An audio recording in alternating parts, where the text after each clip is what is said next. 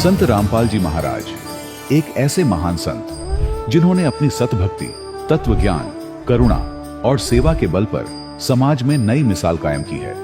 संत रामपाल जी महाराज की अगुवाई में उनके सभी सतलोक आश्रमों से समाज कल्याण के अद्भुत कार्यों ने समाज को सुनहरे भविष्य की एक नई उम्मीद दिखाई है। संत रामपाल जी महाराज से नाम दीक्षा लेने के बाद लाखों लोगों की लाइलाज बीमारियां जैसे कैंसर, एड्स आदि ठीक हुई। संत जी के ज्ञान से प्रेरित होकर उनके अनुयायियों ने लाखों यूनिट रक्तदान किया। संत जी ने लाखों बहन बेटियों का दहेज मुक्त विवाह करवाया।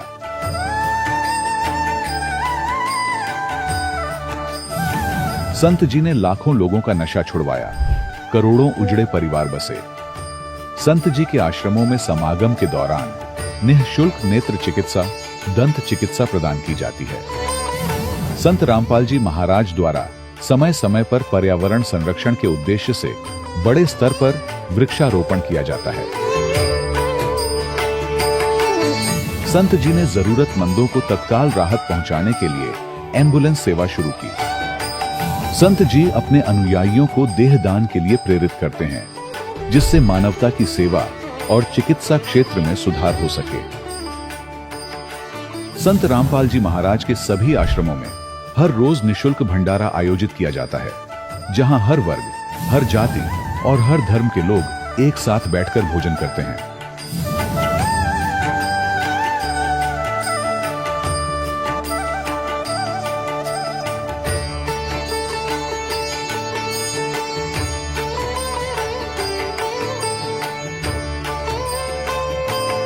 संत रामपाल जी महाराज के आश्रम में हजारों बुजुर्गों को सम्मान और प्यार के साथ जीवन जीने का अवसर मिलता है। उनके खाने, रहने और स्वास्थ्य की पूरी जिम्मेदारी संत रामपाल जी महाराज उठाते हैं। अनाथ बच्चों के लिए संत रामपाल जी महाराज के सभी आश्रम किसी वरदान से कम नहीं।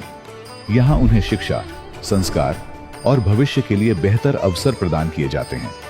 चाहे बाढ़ हो, भूकंप या महामारी, संत रामपाल जी महाराज और उनके अनुयायी हमेशा ही जरूरतमंदों के लिए सबसे आगे खड़े रहते हैं।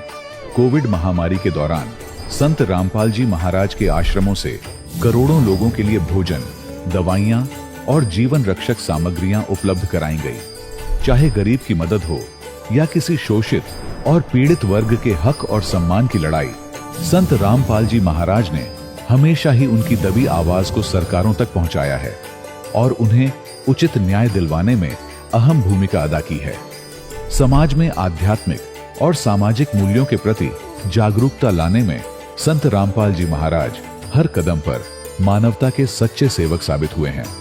संत रामपाल जी महाराज का जीवन हमें सिखाता है कि सच्ची सेवा वही है जो निस्वार्थ भाव से की जाए।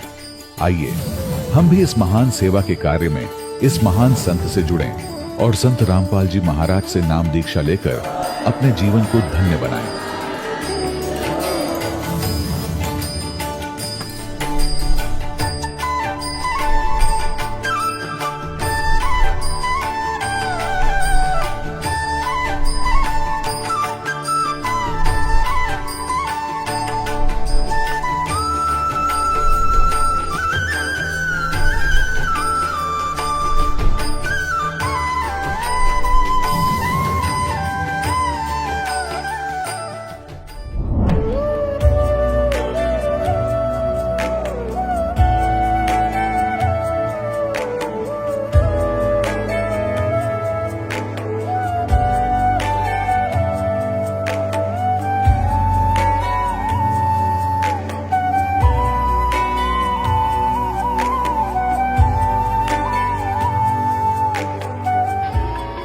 प्रभु राम, देव, भगवान, अल्लाह, खुदा, ईश आदि नाम एक ही शक्ति के हैं। वो कैसा है, कहां है, कैसे मिलता है, किसने देखा है? ये प्रश्नवाचक चिन्ह पूर्ण रूप से हटाने के लिए अवश्य सुनिए जगत गुरु तत्वदर्शी संत रामपाल जी महाराज के अमृत वचन, सर्व पवित्र धर्मों के पवित्र शास्त्रों के आधार पर। दर्शकों, देवभूमि के नाम से विख्यात उत्तराखंड राज्य में देवी देवताओं और लोक देवों की पूजा को बहुत ही महत्वपूर्ण माना जाता है। इन्हीं श्रद्धालुओं में से एक थे चमोली के दीपक जी, जिन्होंने बचपन से देवी देवताओं की पूजा की और लगभग 10 वर्ष तक ध्यान योग भी किया। परंतु इतना सब करने के बाद भी इन्हें कुछ हासिल नहीं हुआ, न इन्हें सुख मिला और न ही मानसिक शांति। लेकिन आज दीपक जी का ये कहना है कि संत रामपाल जी महाराज से दीक्षा लेने के बाद मैं पूर्ण रूप से सुखी हूँ। आइए जानते हैं कि आखिर दीपक जी ऐसा क्यों कह रहे हैं। सुनते हैं दीपक जी की कहानी उन्हीं की जुबानी। नमस्कार सर। सत साहिब। सर क्या नाम है आपका? जी मेरा दिकपाल उर्फ दीपक है। मैं उत्तराखंड डिस्ट्रिक्ट चमोली हाट कल्याणी का रहने वाला हूँ। सर संत रामपाल जी महाराज से आपने नाम दीक्षा कब ली? जी मैंने 14 अप्रैल 2013 को परम संत सदगुरु रामपाल जी महाराज से नाम दीक्षा ली थी। सर संत रामपाल जी महाराज से नाम दीक्षा लेने से पहले आप क्या भक्ति साधनाएं करते थे? जी भक्ति सब अंधविश्वास था। एक्चुअली जैसे हमारे बुजुर्ग लोग प्रथाओं के हिसाब से देवी देवताओं की पूजा करते थे। हम लोग पहले तो ये भैरों की, गोलों की, मतलब जो भी उत्तराखंड में जो ये देवी देवता उनकी पूजा ज़्यादातर मानते थे। लेकिन बाद में कोई मतलब जानने वाले मिले जो सत्संग से जुड़े हुए थे। लेकिन वो सत्संग भी तब पता चला जब परम संत सदगुरु रामपाल जी महाराज के शरण में आए। तो वो भी काल की भक्ति देते थे। देहरादून ऋषिकेश ओम नगर दूध पानी में उनका आश्रम था। तो उनसे हमने मतलब 8-10 साल मतलब ऐसे वहाँ पर निकाले हमने। उस भक्ति को मैं इतना करा मतलब ध्यान में बैठना 2.5-3 घंटा मतलब मेडिटेशन करते थे। सर आपने बताया कि पहले आपने हरिद्वार से कोई सत्संग लिया, तो क्या वहाँ पर कोई गुरु भी थे? वो उनका नाम अवधूतानंद महाराज जी थे, ओम नगर दूध पानी में। पहले आप भैरव बेताल तथा जैसे उत्तराखंड में देवी देवताओं की भक्ति होती है वह सब करते थे। उसके बाद आपने दत्तानंद जी को अपना गुरु बनाया। तो इन सब भक्ति करने से आपको कोई अनुभव भी हुआ? अगर आपको कोई अनुभव हुआ तो हमारे दर्शकों को जरूर बताएं। जी अनुभव तो क्या था, एक सिर्फ तसल्ली के लिए, मतलब खाली एक नाम था भक्ति का कुल मिला के।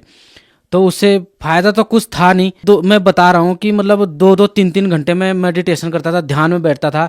तो उसमें ऐसा लगता था जैसे कि पूरी पृथ्वी मेरे लिए कम पड़ जाए, इतना ध्यान में ऐसा विशाल शरीर लगता था। लेकिन फायदा कुछ नहीं था। तो उसको जितना ज़्यादा भक्ति करता था उतने ज़्यादा दुख आते थे। उस मतलब सुख में भी दुख क्रिएट सा लगता था। मतलब मैंने कई बार ऐसा सोचा है कि मतलब कि मैं आत्महत्या करूं, मतलब ऐसी प्रेरणा होती थी।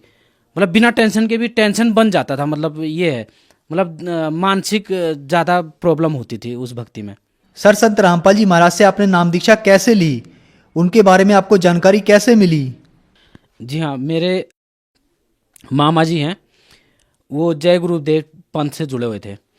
तो मैं तो दिल्ली में नौकरी करता हूँ। जब भी मैं आता था उनसे धीरे धीरे मुलाकात हुई। ज्ञान का पुस्तक जो रामपाल जी महाराज जी की लिखी है वो वाली पुस्तक उन्होंने मंगाई थी, वो पढ़ा। और रामपाल जी महाराज जी का सत्संग सुनते थे।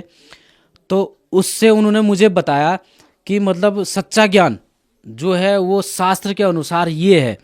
ज्ञान का पुस्तक दिखा के बताया। तो मैं जब वो ये बातें शुरू करते थे मुझे क्या होता था, ये नींद आने लग जाती थी, सुस्ती आने लग जाती थी। और इस कान से सुना, इस कान से निकाल दिया। ये चीज़ जब भी मैं छुट्टी लेके आता था, मतलब मामा जी मेरे से ज़रूर मुलाकात करते थे कि ये ज्ञान को बताएं और चलें, साथ में चलें और नाम उपदेश लेंगे करके। तो जब बार बार मेरे को मामा जी कहने लगे, एक दिन मेरे को जी गुस्सा आ गया। मैं बोला जी मैं तो ऋषिकेश अवधूतानंद महाराज जी से जुड़ा हुआ, मैं उन्हीं को मानता था। उन्होंने ये भी कह रखा था कि गुरु को चेंज नहीं करना चाहिए, एक ही गुरु बनाना चाहिए लाइफ में। तो मेरे को एक दिन गुस्सा आएगा। मैंने बोला मैं तो भक्ति कर रहा हूँ, अगर आप इतनी फोर्स कर रहे हैं कि रामपाल जी महाराज सच्चे गुरु हैं, तो अगर उनमें इतनी शक्ति है तो वो मेरे को अपने शरण में ले लेना। मैंने ऐसा बोल दिया गुस्से में, और मैं मान जाऊँगा, मैं हमेशा उनकी भक्ति करूँगा। तो ऐसा बोल दिया था। फिर उसके बाद मामा भी चुप रह गए। हमारी जो चर्चा थी वो भी हो गई, मतलब उसके बाद नहीं हुई। तो मैं आ गया जी, दिल्ली नौकरी करता हूँ तो नौकरी पर आ गया। तो मालिक ने मेरी ऐसी बुद्धि करी, मेरे को प्रेरणा करी। मैंने वो ज्ञान का पुस्तक भी मंगाई, वो पढ़ा। उसको पढ़ के मेरे को ऐसा हो गया कि मैं मालिक संत रामपाल जी महाराज के शरण में मैं कब पहुँचूँ। तो 2013 14 अप्रैल को संत रामपाल जी महाराज से नाम दीक्षा प्राप्त हुई। सर, आपने बताया कि आपके जो पहले गुरु दत्तानंद जी थे, उन्होंने आपको कहा था कि गुरु एक बार बनाना चाहिए, गुरु बदलना नहीं चाहिए। तो फिर आप संत रामपाल जी महाराज की शरण में जब गए तो आपको ऐसा नहीं लगा कि आप उस बात का खंडन कर रहे हैं? आपको महसूस नहीं हुआ कि आप कहीं गलत तो नहीं कर रहे गुरु बदल कर? जब मैंने रामपाल जी महाराज से नाम उपदेश लिया तो मुझे नाम उपदेश लेने मात्र से, और जब नाम उपदेश लेने के बाद जब गुरुजी आशीर्वाद देते हैं, सर पर हाथ रखा, तो उसी टाइम मेरे शरीर का मतलब कंट्रोली वजन था, जैसे जैसे कि जकड़ा हुआ सा शरीर था, वो एकदम फूल के जैसा हो गया, हल्का हो गया। सबसे बड़ा तो ये हुआ। फिर उसके बाद जो आपने बोला कि गुरु चेंज करने के लिए, तो वो बिल्कुल वो इसलिए कहा गया है कि जब सच्चा गुरु मिल जाए तो उसके बाद चेंज नहीं करना चाहिए। लेकिन जब तक सच्चा गुरु नहीं मिले तब तक तो 10 करो 5 करो कितने भी करो गुरु कर सकते हैं। गुरु भी एक पूर्ण गुरु है, एक अधूरा गुरु है। एक काल की भक्ति दे रहा है तो एक सतपुरुष की भक्ति दे रहा है। तो हमको उस सतपुरुष की खोज करनी चाहिए जो तत्वदर्शी संत महाभारत में कृष्ण अर्जुन को भी कह रहा है कि तू उस परम तत्वदर्शी संत की खोज करो जिसके पास तू परम सनातन धर्म को प्राप्त होगा, यानी कि परम शांति को यानी मोक्ष को प्राप्त होगा। तो वो तत्वदर्शी संत हमारे रामपाल जी महाराज हैं। सबका गुरु एक होता है, इसलिए पूरा विश्व का गुरु, इसलिए जगत गुरु कहा गया है। तो वो जगत गुरु इस समय रामपाल जी महाराज जी हैं। तो सर, संत रामपाल जी महाराज से जब आपने नाम दीक्षा ली उसके बाद क्या आपको कोई लाभ भी प्राप्त हुए? जी हाँ, ये बताना तो बहुत मुश्किल है क्योंकि चमत्कार हर रोज होते हैं, इतने चमत्कार होते हैं, पल पल चमत्कार होते हैं। सबसे बड़ा चमत्कार मालिक ने यही करा कि मेरी बुद्धि को ऐसा करा कि अपने शरण में लिया इस तुच्छ जीव को, क्योंकि परमात्मा पूरे विश्व को तारने के लिए आए हुए हैं। तो हर एक जीव को का उद्धार करने हुए आए हैं, लेकिन उसके बावजूद भी एक सच्चे संत को ऐसे ऐसे अत्याचार हो रहे हैं, ऐसा ऐसा हुआ। खैर ये तो समझेंगे, समय आने पे सब कुछ सामने आएगा। तो चमत्कार सबसे पहला यही हुआ कि मालिक ने मुझे अपने शरण में लिया। फिर दूसरा चमत्कार, जब मैंने मेरे जुड़ने के बाद 1-2 महीने के बाद मैंने अपने बेटे को जोड़ा, तो बेटा मेरा छोटा ही था उस टाइम पे, स्कूल जाता था, लेकिन मैंने प्यार से बोला, समझा के बोला, नहीं माना जी, यूं करके बहुत जोर से मार रहा था। तो मालिक ने मेरा हाथ ऊपर ही रोक दिया था। तो मेरे को शिक्षा दी मालिक ने कि बच्चे के ऊपर ऐसा नहीं करते, उसकी भी रक्षा करी, हो सकता क्या होता ज़्यादा चोट आ जाती, कुछ भी हो सकता था। तो ये चमत्कार हुए। और उसके बाद मेरे जो सर में दर्द रहता था, और जब मैं ब्रश करता था खून निकलता था, और बीपी हाई लो होता था। तो उसके नाम दीक्षा के बाद 3-4 महीने में पता नहीं चला कि वो जो सर दर्द था, बीपी हाई लो होता था, और मतलब वो पता नहीं चला कि कहाँ गया। तो ये लाभ हुए और होते रहते लाभ। तो सबसे बड़ा लाभ एक और मेरे साथ हुआ, संघ लोक सेवा आयोग में मैं जॉब करता था, किचन डिपार्टमेंट में काम करता था। तो एक मेरे जो सीनियर थे वो हॉस्पिटल में बीमार थे, हॉस्पिटल में एडमिट थे, तो उनको ब्लड की ज़रूरत थी। तो हम लोगों ने, मैंने भी उनको 1 यूनिट ब्लड दिया था। उसके 2 हफ्ते बाद पुलिस वालों ने जो मारा और सिर से मेरा सारा ब्लड बह गया था। तो मैं बस के सीट से उठ नहीं पाया था क्योंकि ब्लड तो सारा बह गया था। तो मैं थोड़ी सी उठ पाया था, 3-4 इंच उठ पाया था, फिर धड़ाम से उल्टा वही बस सीट पे बैठ गया था, बिल्कुल जान नहीं थी। तो रामपाल जी महाराज ने प्रेरणा करी, परमात्मा ने प्रेरणा करी कि सतनाम का सुमरन करो, सतनाम का सुमरन करो करके ऐसी प्रेरणा हुई। तो मैंने सतनाम का सुमरन करा, तो उसी टाइम मेरी आंखें बिल्कुल ठीक हो गई। मैं खोल नहीं पा रहा था आंखों को, एकदम मूंद से, एकदम जो होता है ऐसी कंडीशन में। तो एकदम उठ गया, उठ के बाहर गया, और जो ब्लड मेरा सारा बह गया था, एकदम पानी की तड़प, पानी प्यास की तड़प बनी। और मैंने वहीं बस अड्डे से पानी की बोतल ली। 1 बोतल पानी में 1 सांस में पी गया था।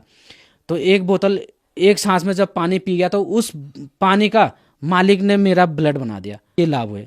सर, संत रामपाल जी महाराज से नाम दीक्षा लेने के बाद आपको बहुत लाभ मिले तथा आपका विश्वास और ज्यादा बढ़ गया। तो जो समाज आज आपको सुन रहा है, आप उन्हें क्या संदेश देना चाहते हैं? पूरे मानव समाज को ये संदेश देना चाहते हैं कि आप रामपाल जी महाराज के प्रति आप प्रमाण देखें कि हमारे जो गुरुजी भक्ति देते हैं वो सारे शास्त्र अनुकूल भक्ति देते हैं।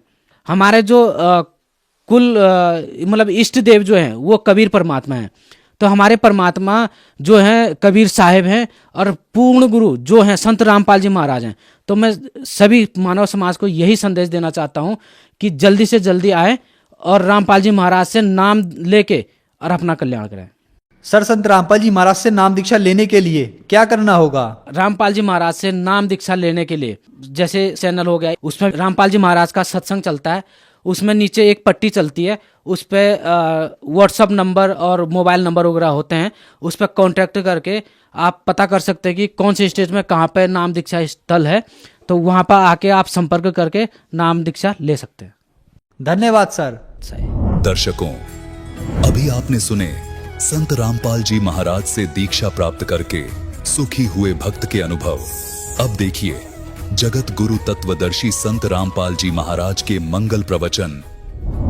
समझदार को संकेत बहुत है पुण्यात्मा। उदास का उद्देश्य ये नहीं है कि मैं कोई किसी लालच में आपको ये उनसे अलग करना चाहता हूं, लेकिन मेरी ड्यूटी ला दी परमात्मा ने साची कहने की, और इसमें जरा भी झूठ हो तो आओ सामने, कोई बताओ मुझे कि दास ने एक शब्द भी आपके ही इतिहास से बाहर कुछ बोला हो तो, और फिर भी कोई नहीं मानता है तो उसका दुर्भाग्य ही होगा। अब क्या बताते हैं, चातुर प्राणी चोर हैं, मूड मुग्ध हैं ठोठे, संतों के नहीं काम के, इनको दो गल जोट। इतने प्रमाण देखकर भी जो उनसे दूर नहीं होता, कहते हैं वो तो चातुर प्राणी है जो अपने आप को परम धनी सिद्ध करके और हजूर साहब सिद्ध कर रहे। इतना प्रमाण देखकर भी जो नहीं उनको त्यागता है तो मूड मुग्ध है ठोठ, वो हमारे काम के नहीं, वो उनको दो गल जोट, वो वहीं रहे। वो तो भूत बनने ही आखिर में तन उन ब्रान माटी होनी उनकी। फिर क्या बताते हैं कि कबीर साहब की वाणी लेकर के ये अपने पंथ चलाते हैं। राधा स्वामी पंथ टोटली कबीर साहब की वाणी पर आधारित है। उनको एक शब्द मिल गया, करने नो दीदार महल में प्यारा है, वो 32-33 कली का वो है शब्द, और ये कहते हैं निराकार है परमात्मा। और उस शब्द में लास्ट में परमात्मा ने खुद अपनी वाणी आप पे बोली है कि आद माया की नी चतुराई, झूठी बाजी पिंड दिखाई, और अवगत रचना रची पिंड माही, ये माया जाल पसारा है। अब आप जी को थोड़ा सा हिंट देते हैं कि राधा स्वामी वालों की पुस्तक में शब्द लिखा है करने नो दीदार महल में प्यारा है, और उसका उन्होंने उसका अनुवाद भी किया हुआ है श्री सामन सिंह जी ने। और फिर भी ये कहते हैं सतलोक सचखंड के अंदर परमात्मा है नहीं, निराकार प्रकाश ही प्रकाश है। आत्मा वहां ऐसे मिल जाती है जैसे बूंद समुद्र में।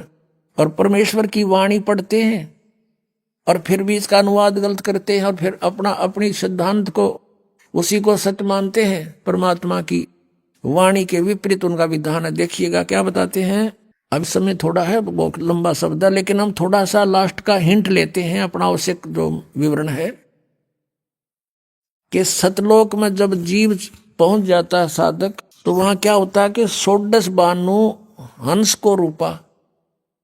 कबीर साहब तो बता रहे हैं कि जो सतलोक में 3 मंत्र का जाप करके 2 अक्षर का वो सतनाम और 1 अक्षर का आदि नाम, इस नाम का जाप करके जब साधक इस कमाई से वहां पहुंच जाता सचखंड में, वहां इस जीव का 16 सूर्यों जितना प्रकाश हो जाता इसके अपने शरीर का। 16 बानु हंस को रूपा, बीना सत बजे अनूपा, अंसा करत चंवर सिर भूपा। वो सतपुरुष दरबारा है। वहां जाने के बाद जीव इस आत्मा का, इस जीव का हंस रूप हो जाता है। 16 सूर्य जितना उसका रोशनी बन जाती है, और वहां भूप यानी अपने राजा अपने परमात्मा के ऊपर चंवर करता है वहां जाकर के प्राणी। यदि सतलोक में सतपुरुष साकार नहीं है, मनुष्य दृश्य ना होता, तो चंवर किस पर करते हुए? परमात्मा ने अपना भेद बता रखा है। इनके अज्ञानिया का समझ में भी ना, या वाणी भी ना समझी राधा स्वामी जी के गुरुआ ने। 16 बानु हंस को रूपा, बीना सत धुन बजे अनुपा, अंसा करत चंवर सिर भूपा। अर्थ वो सतपुरुष दरबारा है, वो सतपुरुष का दरबार है, स्थान है। कोटि भानु उदय जो होई, यानी सतपुरुष के एक रोमकूप में करोड़ सूर्य उदय हो रहे हो, इतने ही पुनचंद खलोई, इतने ही चांद चंद्रमाओं की रोशनी दोनों की मिला दे तो भी कहते हैं पुरुष रोम सम एक न हुई। सतपुरुष के एक रोमकूप के बराबर भी उनकी शोभा नहीं है, इतनी उस करोड़ सूर्य करोड़ चंद्रमा की। ऐसा पुरुष दीदारा है, ऐसा दर्शन है उस परमात्मा का। अब क्या बताते हैं, काया भेद किया निर्वारा, ये सब रचना पिंड मंझारा, और माया अवगत जाल पसारा, सो कारीगर भारा है। इस काल ने अपनी माया इस दुर्गा के द्वारा, अपनी पत्नी दुर्गा के माध्यम से सचखंड सतलोक की एक डुप्लीकेट प्रतिबिंब नकल यहाँ इसने ब्रह्मलोक में बनवा रखी है। वहां नकली सतलोक, नकली अलखलोक, नकली अगमलोक और नकली अनामी अकय लोक बनवा रखा है इसने। तो यहां प्रमाण देते हैं कि आद माया की चतुराई और झूठी बाजी पिंड दिखाई। ये पिंड कहो, अंड कहो, अंड कहो, इसको किसी एक ब्रह्मांड का अंड आकार है, अंडे जैसा। और इस पिंड शरीर के अंदर कमल बने हुए, हमारे सारे कमल, उन कमलों में इस पूरे ब्रह्मांड में जहां जहां जो गतिविधि हो रही है इसमें विजिबल होती है। साधक के जब ये कमल खिल जाते हैं, मूल कमल, स्वाद चक्र, नाभि कमल, हृदय कमल, कंठ कमल, त्रिकुटी कमल और ये सारे सेंसरार कमल। और कहते हैं जैसे टेलीविजन में जहां भी प्रोग्राम चल रहा है उस टीवी के उस चैनल पर वहां का प्रोग्राम यहाँ टीवी में देख सकते हैं हम, ऐसे ही शरीर के अंदर इस ब्रह्मांड की जो भी है ब्रह्मांड का वो देख सकते हैं। ये धुन सुनते हैं, इस पिंड में शरीर में धुन सुनो। और परमात्मा कहते हैं इस अंड और पिंड के पार स्वदेश हमारा है। हमारा सतलोक तो सचखंड तो इस पिंड और अंड से पार है। तो वह धुन इसमें कैसे सुनेगी? इसमें जो भी सुन रही है सब काल की धुन सुन रही है, नकली सतलोक की, नकली सचखंड की, और वही सुगंध उठ रही है नकली इनकी यहाँ की। जैसे आदरणीय गरीबदास साहब ने कहा है कोई परले पार का जो भेद कहे जनकार का, उस असली धुन का कोई भेद बतानिया है यहाँ पर। उस परले पार कोई पहुंचा है, ये सतनाम मना समझ में रहे इनके। सतनाम सतपुरुष भी सतनाम, सार शब्द भी सतनाम, सतपुरुष सतनाम भी सतनाम, और सार शब्द भी सतनाम, सतलोक भी सतनाम, सतपुरुष भी सतनाम। बता, इन्होंने परमात्मा जान लिया। क्या इन्होंने परमात्मा पहचाना? कहते सतपुरुष जिन जानिया सतगुरु जा का नाम। तो ये सतगुरु भी कोई नहीं, सतपुरुष जाना ही नहीं, ये निराकार बताओ। और परमात्मा कहते हैं वह साकार है। अब क्या बताते हैं, शब्द विहंगम चाल हमारी, और कहे कबीर सतगुरु दी तारी, खुले कपाट शब्द जनकारी, पिंड और अंड के पार स्वदेश हमारा है। इस पिंड और ये ब्रह्मांड इससे पार है हमारा सचखंड। और ये न्यू कहे हुआ परमात्मा है कोई नहीं। ये धुन सुनो, इसमें ये काल की धुन है सारी। अब गरीबदास साहब ने बताया है कि कोई है रे परले पार का, जो भेद कहे जनकार का। कोई है रे परले पार का, जो भेद कहे जनकार का। वाह रही गोरख, वाह रही दत्त, वाह रही दरु प्रहलाद। अर्थ वार माने उर्ली साइड में, इधर ही रहेगी उर्ली साइड में वार, और पार परली साइड में। वाह रही गोरख, वाह रही दत्त। गोरख तो आप जानते हैं दत्त, दत्तात्रेय। और ध्रुव और प्रहलाद कहते हैं ये इधर ही है इस काल के जाल में। वाह रही गोरख, वाह रही दत्त, वाह रही ध्रुव प्रहलाद। अर्थ वाह रही सुखदेव, वाह रही व्यास, वाह रही पाराशर प्रकाश, वाह रही दुर्वा सादर वेश, वाह रही नारद सारद शेष, वाह रही भरतरी गोपी चंद, वाह रही सनक सनंदन बंद। वार माने उरले ही साइड में, वार ही इधर ही। वाह रही ब्रह्मा, वाह रही इंद्र, वाह रही सेंस कला गोविंद। 1000 कला का भगवान यो काल भी इधर ही है। वाह रही शिव शंकर जो शंभ, वाह रही धर्म राय आरंभ। ये तुम्हारा शिव शंकर भी वार ही है, तुम्हारा शंभु, और धर्मराय भी वार ही है। वार ही धर्मराय धर धीर, परम धाम पहुंचे कबीर। रग यजुसाम अथर्वेद परम धाम नहीं लहा वेद। अब चारों वेदों में परम धाम, सतधाम, सतलोक, धूलोक, इन सब का वर्णन है, लेकिन इसके आधार से उस परमात्मा को किसी ने पाया नहीं। ये वेद भी परमात्मा ने ही वेदों में दे रखा है। अलल पंख अगाध भेव जैसे कुंज सुरती से, वार पार थे हाने था गरीबदास निर्गुण निगाह। अब गरीबदास जी कहते हैं, गरीबदास साहब जी को परमात्मा मिले जैसा आपको बताया, सचखंड में लेकर गए, फिर वापस छोड़ा, आंखों देखा हाल लिखा भगवान का। और परमेश्वर ने स्वयं बताया है, अवधू अवगत से चल आया, कोई मेरा भेद मरहम ना पाया। ना मेरा जन्म ना गर्भ बसेरा, बालक हो दिखलाया, काशी नगर जल कमल पडेरा, ता जुलाए न पाया। मात पिता मेरे कुछ नाही, ना मेरे घर दासी, जुल्हे का सुत आन कहाया, जगत करे मेरी आसी। पांच तत्व का धड़ नहीं मेरे, मैं जानू ज्ञान अपारा, सतस्वरूपी नाम साहिब का ओहे नाम हमारा। अदर दीप गगन गुफा में ता निज वस्तु सारा, तेरा ज्योत स्वरूपी अलख निरंजन धरता ध्यान हमारा। हाड चाम लहू ना मेरे, कोई जाने सतनाम उपासी, तारण तरण अभय पद दाता, मैं हूं कबीर अविनाशी।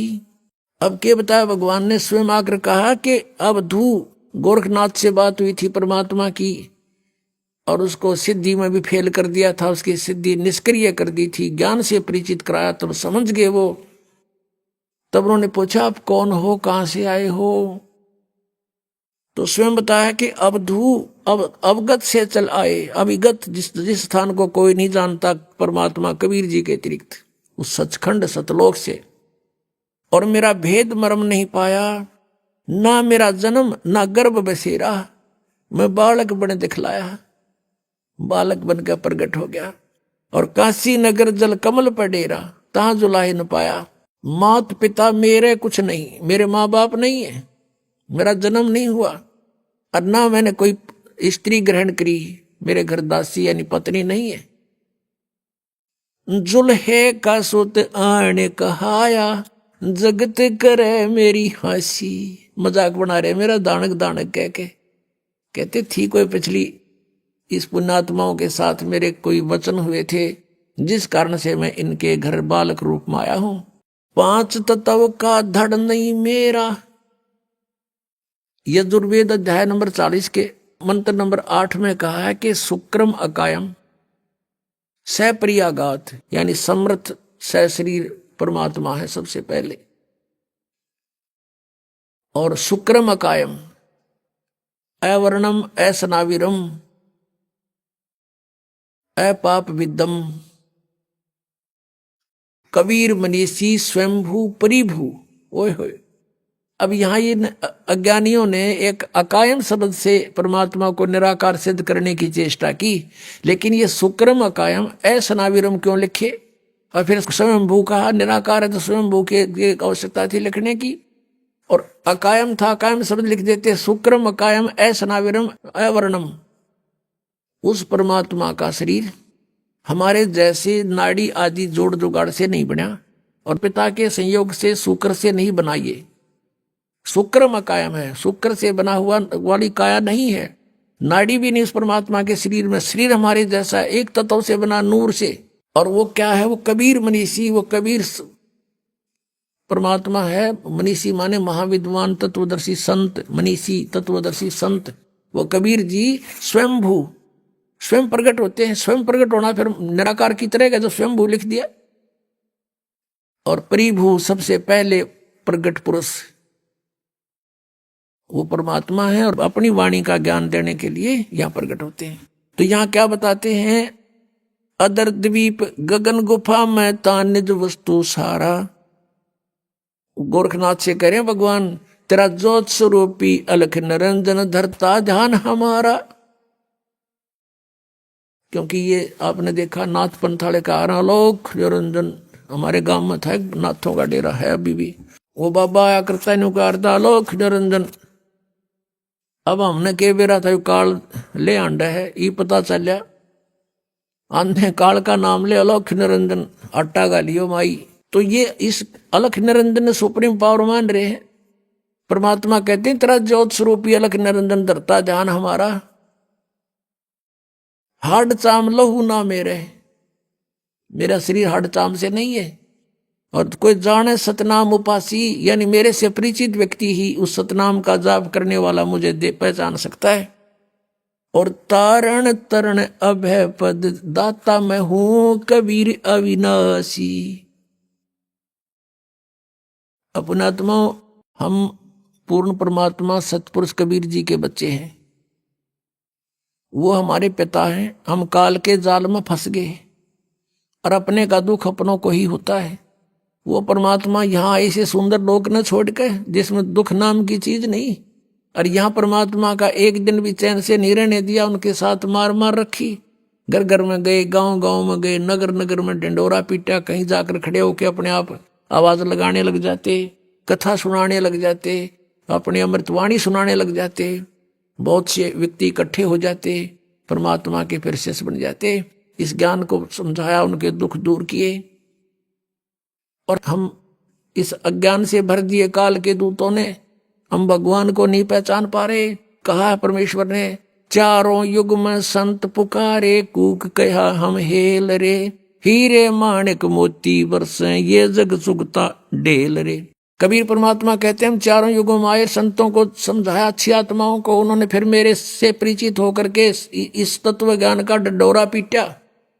चारों युग में संत पुकारे, कूक कहा हम हेल रे, और ये हीरे माणिक मोती बरसे ये जग सुगता ढेल रे। तत्व ज्ञान रूपी अमृत और मोती बरसा रहे हैं, हीरे लाल पन्ने हम बरसा रहे हैं सत साधना रूपी, और ये शास्त्र विरुद्ध साधना और अज्ञान रूपी ज्ञान को ग्रहण करके डले ढो रहे हैं। अब गरीबदास साहिब जी ने कहा, अनंत कोट ब्रह्मंड का एक रति नहीं भारे, सतगुरु पुरुष कबीरे हैं ये कुल के सिरजनहारे। सतगुरु पुरुष कबीरे हैं ये चारों युग परवान, झूठे गुरुआ मर गए ये हो गए भूत मसान। अब आपने शिवदयाल जी की दशा देख ली, भूत बनकर अपनी शेषा बुक्की में प्रवेश। तो परमात्मा गरीबदास साहिब ने जो कहा कि झूठे गुरु मर के भूत बने फिरे हैं, और उनके अनुयायी कहाँ जाएंगे, सोच लो भक्तों। मोती मुक्ता दर्शत नाही ये जग है सब अंदरे, दिखत के तो नैन चश्म इनका फेरा मोतिया बंदरे। ये परम धनी को हम आंख बीच में बैठे संता भक्ता ने सोचे भी तो भगवान से मिल गए, और कहते हैं ऐसे आंखें बदल कर नो और ऊपर देखो, बोला इसमें किम में आंख बदल के देख लो, बिना बदले देख लो। ऋषि में ऋषियों ने इसको खूब छान रखा, सारे कमल नारी नारी बता रखे, फिर भी ना पाया भगवान के निराकार। और वह छुरी दादा स्वामी धन सतगुरु जय गुरुदेव वालों की भगवान निराकार बताए, और परमात्मा सह शरीर मनुष्य दृश्य, और उसके एक रोम को में करोड़ सूर्य मिला दे, करोड़ चंद्रमा, ऐसी शोभा है, तो निराकार कैसे हुआ। तो यहां भगवान बताते हैं, समझा है तो सिर धर पाओ, बोर नहीं रे ऐसा दाव। समझा है तो सिर पर पांव धर लो और आ जाओ सतलोक आश्रम में, छुटवा लो पीछा। सारी सृष्टि के रचनहार कबीर परमेश्वर जी हम सभी आत्माओं के जनक हैं, ये हमारे पिता हैं। इन्होंने आकर हमें ज्ञान कराया कि आप यहाँ के रहने वाले नहीं हो, जिस स्थान को जिस लोक को तुम अपना मानते हो ये आपका नहीं है, आपको यहाँ विवश करके रोका हुआ है। यहाँ 21 ब्रह्मांड का जो स्वामी है, प्रभु है, जिसको तुम ब्रह्म बोलते हो, परमात्मा ने बताया, जिसको तुम ब्रह्म कहते हो, ये ज्योति निरंजन काल है, इसको शराप लगा हुआ है 1 लाख मानव शरीरधारी प्राणियों का नित आहार करने का। और उसी उद्देश्य से इसने आप जी को यहां विवश करके रोका हुआ है। अपनी स्वार्थ पूर्ति के लिए आप जी को यहां झूठे लालच में यहां बांध रखा है।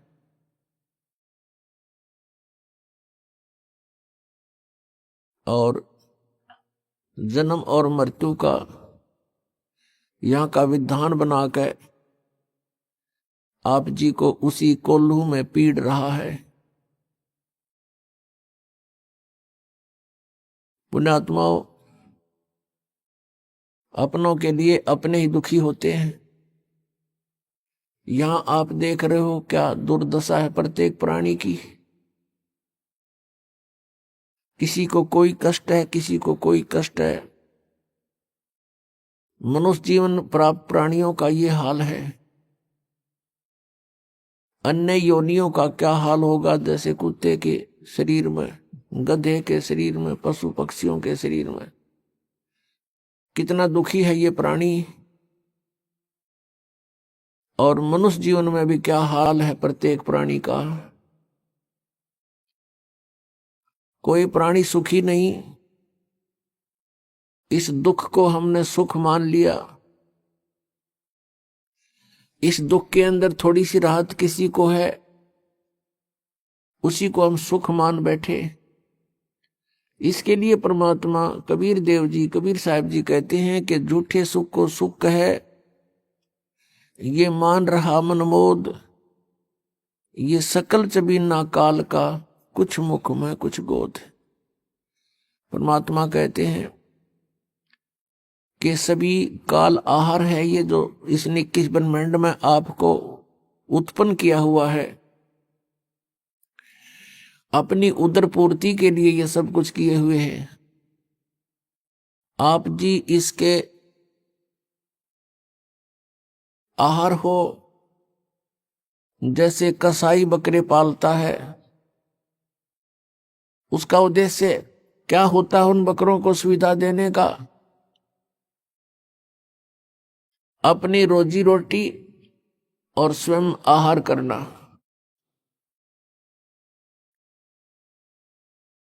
उन बकरों के लिए, बकरियों के लिए वो कितनी सुविधाएं करता है। उनके लिए चरागाह बनाता है, जल की व्यवस्था करता है, तालाब, और ऊपर शेड डाल देता है, झोंपड़ी बनाता है गर्मी सर्दी से बचाने के लिए। उन सुविधाओं को देखकर वो बकरे वो समझते हैं कि ये हमारा मालिक बड़ा दयालु है, इसने हमें बहुत सुविधा दे रखी है। और जिसमें वो कसाई, उनका मालिक, उन बकरों के उस स्थान पर आता है तो बकरे उसको अपना एक भद्र पुरुष मानकर, अपना नेक मालिक मानकर उससे प्यार करते हैं। अभी आपने सुने संत रामपाल जी महाराज के मंगल प्रवचन। आइए अब सुनते हैं संत रामपाल जी महाराज से नाम दीक्षा लेकर सतभक्ति करके अद्भुत लाभ प्राप्त करने वाले अनुयायी के विचार। दर्शकों, परमेश्वर की खोज में प्रभु प्रेमी आत्माएं हर वो मार्ग अपनाती हैं जहां से उन्हें उम्मीद होती है कि उनका दुख दूर होगा। दिल्ली की निवासी कमला जी भी इसी खोज में थीं। उन्होंने अनेकों धर्म गुरुओं के सत्संग सुने, तीर्थ स्थलों पर गईं, बालाजी और देवी देवताओं की साधना भी की, व्रत भी किए, लेकिन उनकी परेशानियां खत्म ही नहीं हुई। इसके विपरीत कई समस्याओं ने इन्हें घेर लिया। लेकिन कमला जी की जिंदगी तब बदली जब इन्हें संत रामपाल जी महाराज द्वारा लिखित पुस्तक ज्ञान गंगा प्राप्त हुई। आखिर कैसे एक पुस्तक ने कमला जी की जिंदगी बदल दी? आइए जानते हैं कमला जी की पूरी कहानी उन्हीं की जुबानी। नमस्कार जी। नमस्कार जी, सत साहब जी। क्या नाम है बहन जी आपका? मेरा नाम है भगतमती कमला है जी। बहन जी आप कहाँ के रहने वाले हैं? मैं छतरपुर नई दिल्ली की रहने वाली हूँ जी। बहन जी संत रामपाल जी महाराज से नाम दीक्षा आपने कब ली? संत रामपाल जी महाराज से मैंने नाम दीक्षा ली 18 अप्रैल 2014 में ली। बहन जी संत रामपाल जी महाराज से नाम दीक्षा लेने से पहले क्या आप कोई भक्ति साधना करते थे? हाँ, मैं पहले भक्ति साधना करती थी, पितरों की भक्ति करती थी, शिव जी की भक्ति करती थी, विष्णु भगवान की भक्ति करती थी, दुर्गा माता की, सभी देवी देवताओं की भक्ति करती थी। और 7-8 साल की उम्र से ही मैं भक्ति करती आ रही हूँ, क्योंकि जिस समय में बच्चे चंपक नंदन पढ़ते थे, मेरे पिताजी ने भक्ति की किताबें मुझे दी, जिससे मेरा ध्यान भक्ति में रहा और शुरू से ही मैं सभी देवी देवताओं की भक्ति करती थी। मैंने 18 साल तक 1998 से लेके परमहंस सत्यार्थी जी की भक्ति दी। उन्होंने सिर्फ एक सोहम मंत्र दिया था कि जब भी आप उठते बैठते सोहम मंत्र का जाप करना है, ये शिव जी का मंत्र है और ये आपका कल्याण करेगा। और जितने भी गुरु धर्म गुरु हैं हमारे आसपास में, उनके सत्संग होते थे और मैं वहाँ जाती थी, वो सब इन्हीं देवी देवताओं की भक्ति बताते थे। तो बहन जी, बचपन से ही आपने देवी देवताओं की भक्ति की और उसके बाद आपने एक गुरु बनाए परमहंस सत्यार्थी जी, जिन्होंने आपको सोहम मंत्र का जाप करने को दिया था और उनकी भक्ति आपने 18 साल तक की। उसके अलावा आप अन्य गुरुओं संतों के सत्संग में भी जाते रहते थे। तो जो ये सारी भक्ति आपने की, इन सब से आपको क्या लाभ हुए? इन सब से कोई खास लाभ तो नहीं हुए, लेकिन हाँ, हमें ये था कि जो भी घर में सुख हो रहा है या हमारी कोई हारी बीमारी में थोड़ा बहुत आराम हो रहा है, तो शायद हमारी इन भक्ति की वजह से ही हो रहा है। बालाजी भी जाते थे, हनुमान जी की पूजा करते थे और शिव जी की तो मैं इतनी कट्टर भगत थी कि सोमवार के दिन मैं पानी तक भी नहीं पीती थी, शाम के टाइम ही भोजन करती थी। और 16 सोमवार कभी चूरमे के करती थी, कभी केले के करते थे, फलिहार के करते थे। और खाना पीना खाने से पहले मैं डेली शिव जी पे पानी भी चढ़ाने जाती थी, जल भी। और जो भी कोई मुझे बता देता था वही करती थी। मैं बहुत ज़्यादा परेशान थी, तो किसी ने कहा कि मोहन बाबा की खोड़ी पे चले जाओ मिलकपुर। मैं वहाँ भी गई कई बार, उन्होंने कहा वहाँ परिक्रमा भी दे के आओ, वो भी मैं दे के आई। और जहाँ जहाँ भी जिसने जो भी बताया मैं हर जगह गई और जिस भी देवताओं की उन्होंने भक्ति बताई कि आप यहाँ चले जाओ। एक बार महुए के पेड़ पे यूपी में हुआ था कि वहाँ पे बीमारी ठीक हो जाती है, तो मैं बहुत ज़्यादा बीमार रहती थी। मैं शादी के बाद इतनी ज़्यादा बीमार रहती थी कि मेरे 17-18 ऑपरेशन हो चुके हैं और बवासीर के ही मेरे खाली 17-12 ऑपरेशन हो चुके हैं। और कम से कम 3 बार के तो ऐसे चांस है कि 3 बार तो मैं ऑपरेशन के दौरान मतलब बिल्कुल ख़त्म ही हो गई थी।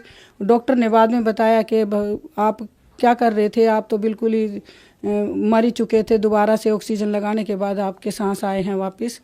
एक बार सबसे पहले तो ये चांस मेरे 7 साल की उम्र में हुआ। मेरे सर में रसोली थी, मेरा सफदरजंग में ऑपरेशन हुआ था और रसोली का ऑपरेशन मेरा सबसे पहला नंबर था। तो 75 बच्चों के ऑपरेशन हो चुके थे और जिसमें से 35 बच्चों की डेथ भी हो चुकी थी और मेरा पहला नंबर था। डॉक्टर और नर्स बोल रही थी बार बार मेरे घर वालों को कि ये मर चुकी है, इसको शव घर में डाल दे। मेरे पति भी बहुत साईं बाबा की और हनुमान जी की भक्ति करते थे। वो हर मंगलवार को हनुमान चालीसा पढ़ते थे, मंदिर जाते थे और साईं बाबा मंदिर में भी बहुत सेवा करते थे और छतरपुर मंदिर में भी नवरात्रों में और हर संडे के सेवा करते थे। पर सारी भक्ति करते हुए भी वो सन 2012 में इतने ज़्यादा बीमार हुए, उनको ऊपरी की परेशानी हो गई और वो सन 2014 में 9 मार्च 2014 में उनकी डेथ हो गई। हमने हर जगह जहाँ भी जिसने बताया, मुल्लों के पास में, मौलवियों के पास में, पंडितों के पास में, डॉक्टरों के पास में, एम्स में उनका 2 साल तक वो इलाज चला, लेकिन वहाँ पर भी वो ठीक नहीं हो पाए। जैसा भी जो कोई बताता था वैसे मैं करती जाती थी, लेकिन फिर भी कोई फ़ायदा नहीं हुआ और आखिर में 9 मार्च 2014 को उनकी डेथ हो गई।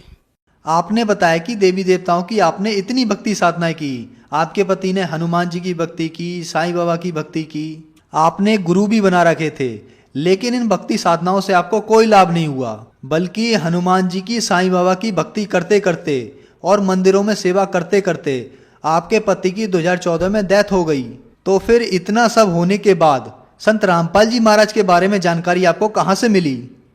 संत रामपाल जी महाराज की जानकारी मुझे मिली, मेरी एक सहेली है रजनी, वो भी इन चीज़ों से बहुत परेशान थी, तो उसने मेरे से 1 साल पहले ही नाम लिया। जैसे ही मेरे पति की मौत के बारे में उन्हें पता चला, तो उनको 12 दिन हुए थे डेथ हुए, तो वो मेरे से मिलने आई और आंखों में आंसू आ गए और बोली मेरे को तो बहन पता ही नहीं था कि भाई साहब इतने ज़्यादा बीमार हैं, नहीं तो इतने अच्छे संत हैं जिनकी शरण में मैं हूँ और वो तो उनको मरने ही नहीं देते। मैंने कहा ऐसे कौन से संत, आपने मुझे बताया क्यों नहीं बहन, कम से कम एक बार तो मिलने की कोशिश करती। तो मैं अपनी सहेली के सामने रो रही थी। मैं बोल रही थी मैं अपने पति के बिना जिंदा नहीं रह पाऊंगी, मेरे बच्चे भी जिंदा नहीं रह पाएंगे। जब मेरे पति को ऊपरी इन प्रेत बाधाओं ने जिंदा नहीं रहने दिया तो मैं कैसे जिंदा रहूंगी। तो उन्होंने मुझे आश्वासन दिया कि बहन ऐसा मत सोच, अब आपको कुछ भी नहीं होगा, ना आपके बच्चों को होगा। मेरे पास एक ऐसी किताब है जिसको पढ़ोगी तो आपको भी विश्वास हो जाएगा। मैंने कहा वो कौन सी किताब है? वो उस किताब का नाम था ज्ञान गंगा। उन्होंने तब तो उसका नाम नहीं बताया, वो बोली मैं जल्दी ही आपको दूंगी। मैंने 1 हफ्ते तक उनका इंतज़ार किया, तो उनके घर में शादी थी उनके बेटे की, वो नहीं आ पाई। तो मैंने उनको फ़ोन किया कि रजनी बहन, या तो आप मुझे बताती नहीं, अगर आपने मुझे बताया है तो मुझे तो अभी अभी वो किताब चाहिए जिसके बारे में आपने बताया है। तो उन्होंने बोली ठीक है दीदी, मैं आपके घर पे आ रही हूँ। वो अपनी बेटी निशा के साथ आई, रजनी मेरी सहेली, और मुझे ज्ञान गंगा पुस्तक दे के गई। मैंने फटाफट अपनी दुकान बढ़ाई और मैं घर चली गई। मेरे बच्चों ने खाना बनाया, बोले मम्मी खाना खा लो। मैंने कि नहीं, मैं अभी खाना नहीं खाऊंगी, थोड़ी देर में खाऊंगी।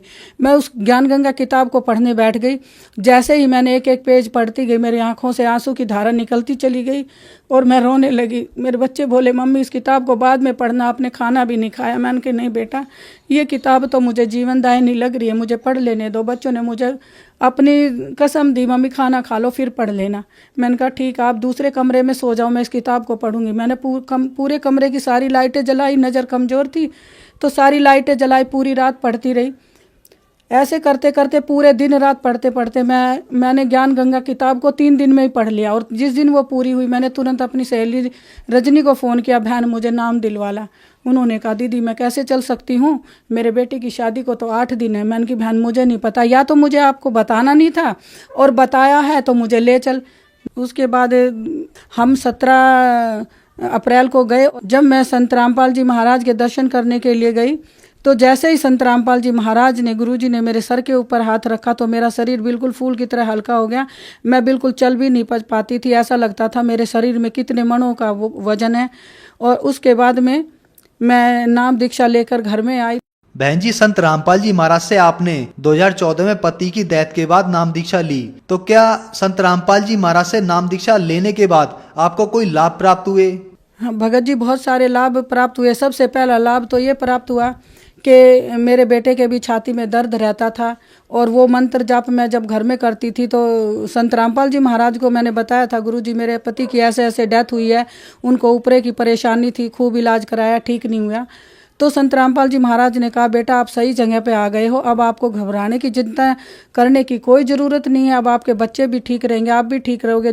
उसके बाद में मेरा शरीर इतना बीमार रहता था कि मेरे 17 ऑपरेशन हो चुके थे। मैं हमेशा चारपाई में रहती थी, तो मैं ये सोच सोच के रोती थी कि जब मेरे पति के रहते हुए भी मैं ठीक नहीं रह पाई, बच्चों को ठीक नहीं रख पाई, तो अब उनकी एब्सेंट में मैं क्या करूँगी। तो तब संत रामपाल जी महाराज ने कहा बेटा आप सतलोक आश्रम में आ गए हो, आपको सही नाम दीक्षा मिल गई है, बस इसका सुमिरन भक्ति करना और अपना नियम का पालन करना, आपको कोई भी परेशानी नहीं होगी। संत रामपाल जी से नाम दीक्षा लेने से पहले मेरे बवासीर के 12 ऑपरेशन हो चुके थे और मैं बहुत ही परेशान रहती थी, दुखी रहती थी। उसके बाद में जैसे ही मैंने संत रामपाल जी महाराज से नाम लिया, दीक्षा ली, तो मेरे को बवासीर की बीमारी जो इतनी भयंकर थी तो वो बिल्कुल ठीक हो गई और भी कई सारी मेरी परेशानियां थी जो ठीक हो गई। और एक बार हम आश्रम में सत्संग के लिए जा रहे थे तो मेरा यूट्रस रिमूव हो चुका, तो उन टाँकों में इतना दर्द हो रहा था मैं एक पग भी नहीं उठा पा रही थी। तो मैंने अपनी सहेली रजनी को बोला मैं कैसे जाऊंगी, इतनी दूर बरवाला है, मेरे पेट में बहुत दर्द है, टाँकों में बहुत दर्द है। उन्होंने मुझे हिम्मत दी, दीदी गुरुजी का नाम ले लो, आपको सतनाम मिला हुआ है, उसका जाप करो, गुरुजी अपने आप भला करेंगे, आप पहुँच जाओगे। उस दिन मैं बरवाला आश्रम की जब मैं दरवाजे पे पहुंची तब भी मेरी आंखों में आंसू थे और मैंने जैसे ही बैग रखा, हाथ मुंह धोए, दंडवत प्रणाम किया, तो मैंने कहा बहन सबसे पहले मैं दवाई लेके आऊँगी। तो मैं दवाई लेने गई तो भगत जी ने मेरे को 2 गोली दी, बोलो लो भगतमती। मैंने कहा भगत जी मेरे तो बहुत ज़्यादा दर्द है, आप 1 खुराक नहीं मुझे 2 खुराक दे दो। उन्होंने कहा भगतमती इसकी भी ज़रूरत नहीं है, आप मालिक की शरण में आ गए हो, संत रामपाल जी महाराज की शरण में आ गए हो, इसकी भी ज़रूरत नहीं है, पर यह आपकी संतुष्टि के लिए है। वो 2 गोलियां आज भी मेरे उसी परस में पड़ी हैं 5 साल के बाद भी, और उसके बाद में वो दर्द मुझे आज तक कभी भी नहीं हुआ। एक चमत्कार ये हुआ कि मैं बहुत दुखी और परेशान रहती थी, तो मैं संत रामपाल जी का आश्रम में सत्संग सुनने गई। तो जैसे गुरुजी ने सर पे हाथ रखा तो मैं रोने लगी। संत रामपाल जी महाराज बोले, बेटा क्यों रोई? मैंने कहा गुरुजी मेरा तो उस घर में मन ही नहीं लगता। तो बोले, बेटा या तो किराए का मकान ले लो, नहीं तो आपका कोई प्लॉट पड़ा तो उसमें बना लो। मैंने बताया कि गुरुजी पैसे तो है नहीं, मैं बनाऊं कहाँ से, मैं विधवा औरत कहाँ से बनाऊंगी। बोले, बेटा चिंता मत करो, आपका पति सरकारी नौकरी करता था। मैंने कहा हाँ गुरुजी। बोले, पैसा आ गया होगा। मैंने कहा गुरुजी अभी तो कुछ भी नहीं आया, 1 रुपया भी। बोले, बेटा चिंता मत करो, जल्दी आ जाएगा। तो गुरुजी का सत्संग सुन के घर पे आए तो सुबह मुझे सपना आया। सपने में संत रामपाल जी महाराज आए और बोले, बेटा कमला आपके खाते में ना 4 लाख रुपए आ गए हैं। मैंने कहा ठीक है गुरुजी। तो संत रामपाल जी महाराज ने जैसे मुझे बताया, मैं सुबह उठ के बैंक गई तो देखा तो कॉपी में एंट्री कराई तो 4 लाख रुपए आए हुए थे। मैंने भक्तमती रजनी से कहा कि चलो हम आश्रम में चलते हैं सत्संग सुनने के लिए। हर 15 दिन में सत्संग होता था। बोली, दीदी अभी तो सुन के आए हैं। मैंने कहा मेरा मन घर में नहीं लग रहा, आप सत्संग सुनने चलो। तो फिर चले तो संत रामपाल जी महाराज बोले, बेटा आपने मकान का काम शुरू कर दिया? मैंने कहा गुरुजी अभी तो पैसे ही 4 लाख आए। बोले, बेटा पैसा नहीं रुकेगा, आप काम शुरू करो। और कुछ दिन बाद में ही फिर संत रामपाल जी महाराज मेरे सपने में आए और बोले, बेटा कमला आपके खाते में 5 लाख रुपए और आ गए, अब अपने मकान का काम शुरू कर दो। और जब आप कहोगे ना कि बस मुझे इतना ही चाहिए तो उतना ही बनेगा। मैंने कहा परमात्मा मुझे ज़्यादा नहीं चाहिए, बस मुझे सर पे छत चाहिए और ज़्यादा इससे कुछ नहीं चाहिए। बोले, ठीक है बेटा, जितना तुम चाहोगे उतना ही हो जाएगा। और जब मैं बैंक में गई तो 5 लाख और आए हुए। तो फिर मैंने अपने घर वालों को, बेटों को, बच्चों को इकट्ठा किया, बेटा अब काम शुरू करो, 9 लाख आ गए हैं और भी आते रहेंगे। परमात्मा ने आश्वासन दिया है संत रामपाल जी महाराज ने, इसके हमारा काम नहीं रुकेगा। और इसके बाद में एक चमत्कार ये हुआ कि जब मेरा मकान बन रहा था तो सारा सामान तो बिजली की फिटिंग का मेरा बेटा चांदनी चौक से ले आया था, पर जो थोड़ा बहुत कम रह गया था वो मेहरौली में लेने गया था।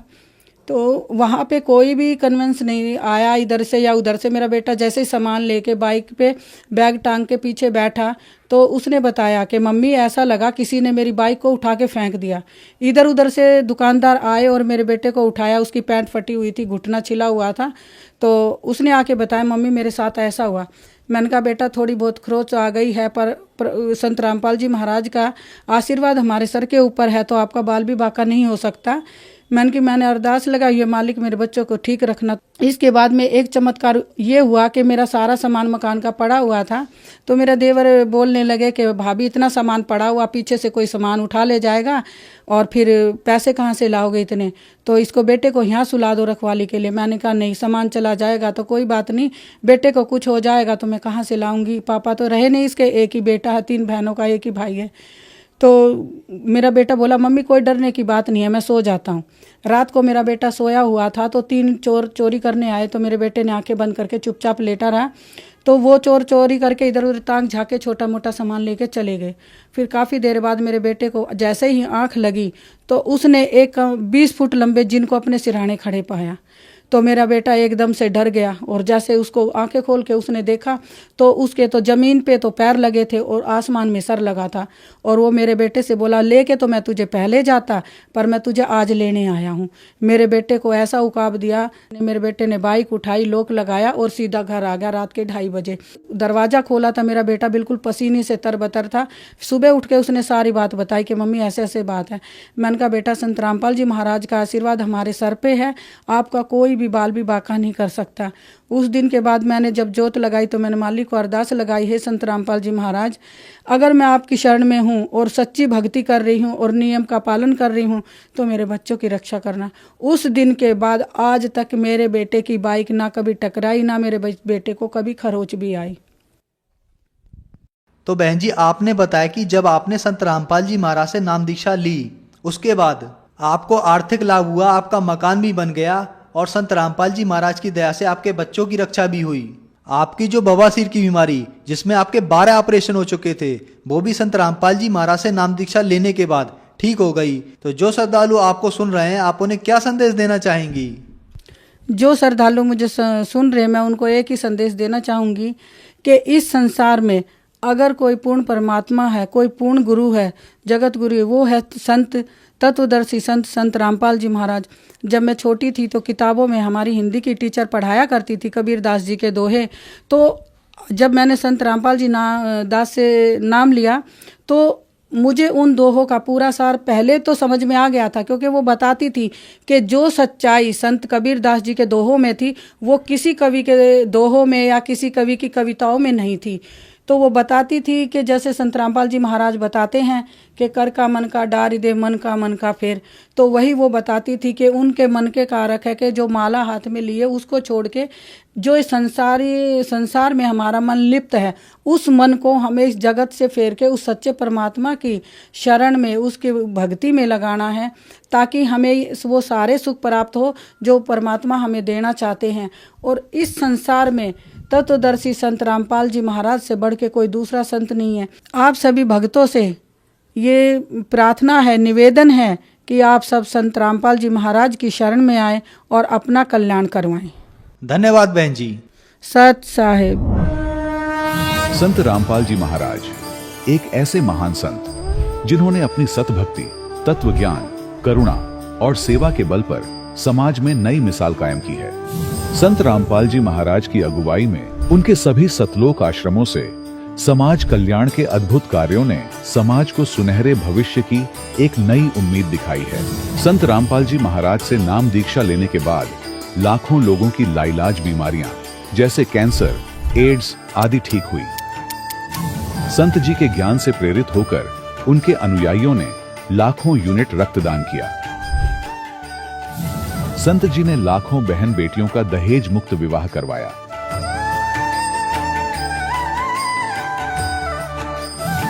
संत जी ने लाखों लोगों का नशा छुड़वाया, करोड़ों उजड़े परिवार बसे। संत जी के आश्रमों में समागम के दौरान निःशुल्क नेत्र चिकित्सा, दंत चिकित्सा प्रदान की जाती है। संत रामपाल जी महाराज द्वारा समय समय पर पर्यावरण संरक्षण के उद्देश्य से बड़े स्तर पर वृक्षारोपण किया जाता है। संत जी ने जरूरतमंदों को तत्काल राहत पहुंचाने के लिए एम्बुलेंस सेवा शुरू की। संत जी अपने अनुयायियों को देहदान के लिए प्रेरित करते हैं, जिससे मानवता की सेवा और चिकित्सा क्षेत्र में सुधार हो सके। संत रामपाल जी महाराज के सभी आश्रमों में हर रोज निःशुल्क भंडारा आयोजित किया जाता है, जहां हर वर्ग, हर जाति और हर धर्म के लोग एक साथ बैठकर भोजन करते हैं।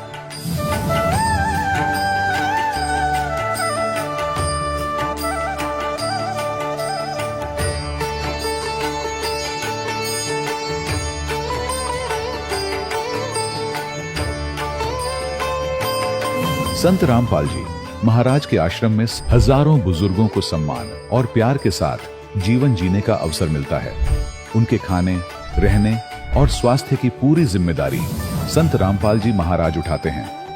अनाथ बच्चों के लिए संत रामपाल जी महाराज के सभी आश्रम किसी वरदान से कम नहीं। यहाँ उन्हें शिक्षा, संस्कार और भविष्य के लिए बेहतर अवसर प्रदान किए जाते हैं। चाहे बाढ़ हो, भूकंप या महामारी, संत रामपाल जी महाराज और उनके अनुयायी हमेशा ही जरूरतमंदों के लिए सबसे आगे खड़े रहते हैं।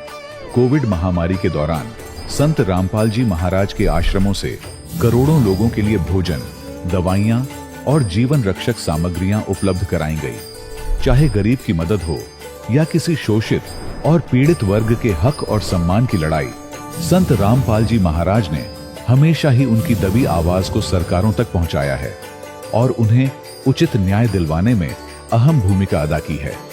समाज में आध्यात्मिक और सामाजिक मूल्यों के प्रति जागरूकता लाने में संत रामपाल जी महाराज हर कदम पर मानवता के सच्चे सेवक साबित हुए हैं। संत रामपाल जी महाराज का जीवन हमें सिखाता है कि सच्ची सेवा वही है जो निस्वार्थ भाव से की जाए। आइए हम भी इस महान सेवा के कार्य में इस महान संत से जुड़ें और संत रामपाल जी महाराज से नाम दीक्षा लेकर अपने जीवन को धन्य बनाएं।